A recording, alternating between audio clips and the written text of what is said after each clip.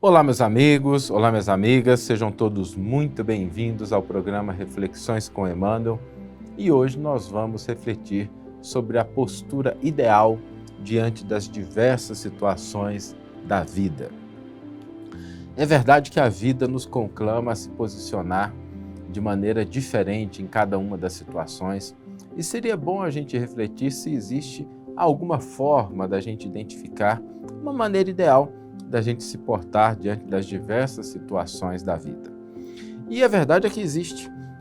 E ela é muito mais simples do que o que a gente imagina, talvez pareça muito óbvio, mas às vezes o óbvio precisa ser dito, o óbvio precisa ser lembrado, porque às vezes a gente complica muitas coisas, esquece do básico, do óbvio.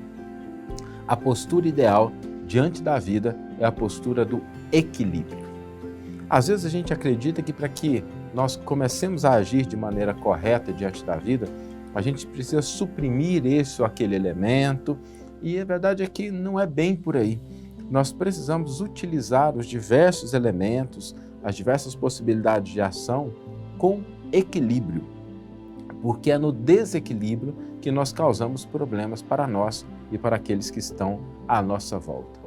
Lembrando sempre que quando falamos de equilíbrio, é um equilíbrio que envolve a situação, o ambiente em que nós estamos. Nós não podemos desconsiderar esse ambiente quando formos buscar a noção de equilíbrio. E tudo na vida depende de um equilíbrio adequado.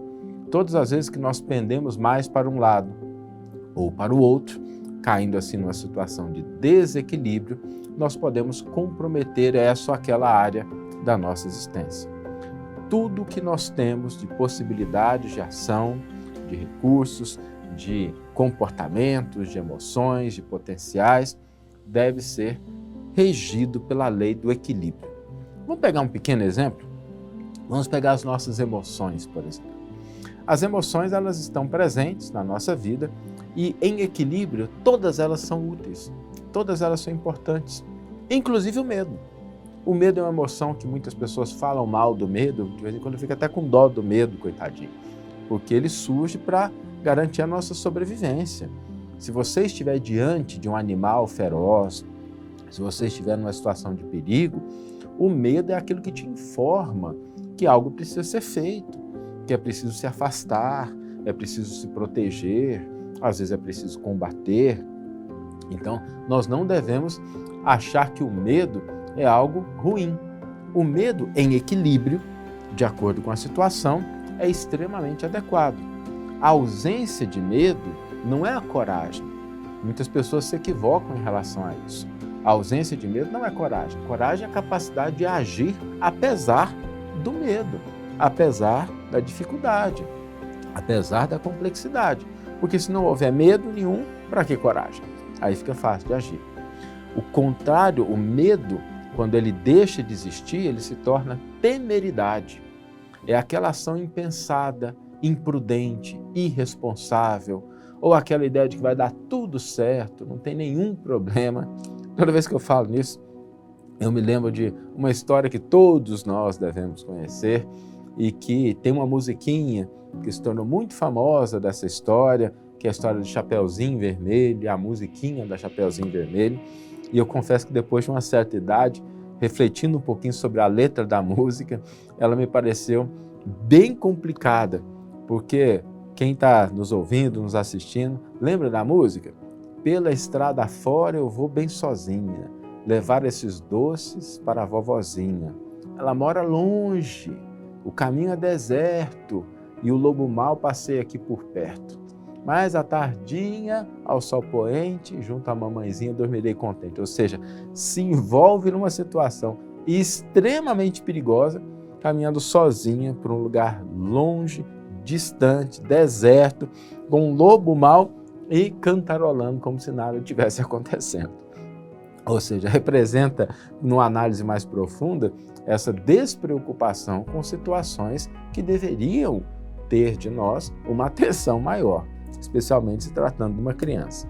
Mas brincadeiras à parte, é só porque eu lembrei da historinha e ela me pareceu bastante ilustrativa. O medo, ele tem o seu papel. Em equilíbrio, ele é útil. Em desequilíbrio, na ausência dele, ele se torna temeridade, e em excesso também ele pode nos paralisar diante de coisas que são irreais. Quando nós começamos a imaginar que um julgamento de uma pessoa, que uma palavra, que um comentário podem destruir a nossa vida, podem ter um impacto muito maior do que o que de fato pode ter, a gente se paralisa por um medo que é irreal, por um medo que está desproporcional, está em desequilíbrio.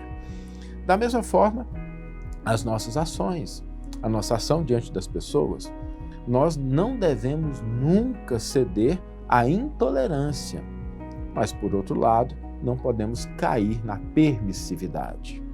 Ou seja, a gente não deve ser intolerante, mas a gente não deve ser permissivo. Em relação à sociedade, nós nunca devemos utilizar o direito como justificativa para a violência, para a agressão, mas nós não podemos também permitir que a ausência do direito leve ao desrespeito.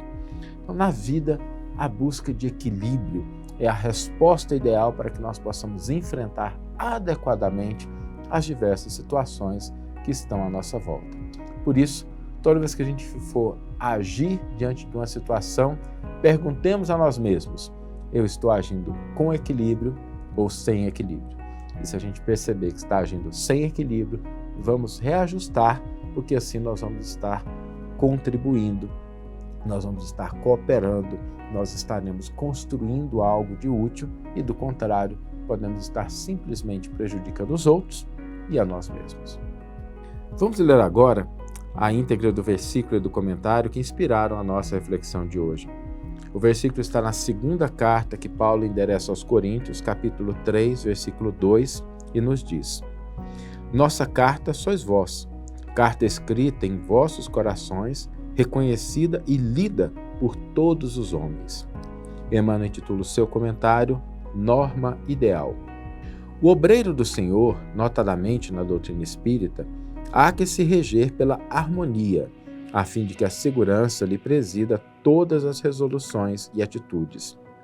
Nem tão ardente no ideal, que descambe na precipitação, nem tão estático, que apenas viva de sonho.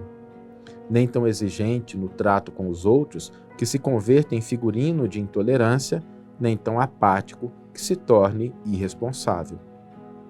Nem tão fanático na atividade que suscite perturbação, nem tão brando que se faça preguiça. Nem tão extremista em questão de direito que inspire violência, nem tão fraco que encoraje o desrespeito. Nem tão isolado em sociedade que se encastele no egoísmo, nem tão agarrado às relações de todas as espécies que se queimem nas paixões. Nem tão prudente que se atenha à frieza, nem tão desabrido que abrace a temeridade.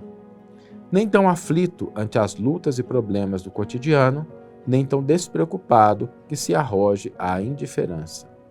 A lógica da doutrina espírita nos assinala a todos uma norma ideal de ação nas mais diversas áreas da vida. Equilíbrio e mais equilíbrio, a fim de que venhamos a identificar-nos com o bem sempre mais e melhor.